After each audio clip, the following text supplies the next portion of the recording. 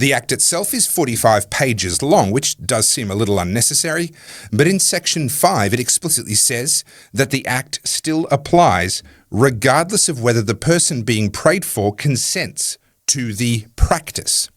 So you can be criminalized even if the person you're praying for actually wants you to pray for them, likes what you prayed, and indeed asked you to do it. A practice, by the way, is defined as including carrying out a religious practice, including but not limited to a prayer-based practice, a deliverance practice, or an exorcism. And even referring someone to another place where they can then be prayed for is still an offence under the Act. Over in Section 8, it states that these criminal laws apply even if the practice is done outside of Victoria, if the effects of the conduct occurred even partly in Victoria.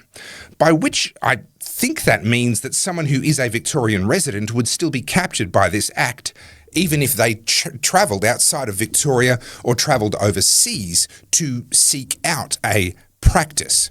And thanks to Section 5, even if they wanted the so-called conversion suppression practice, these criminal penalties would still apply.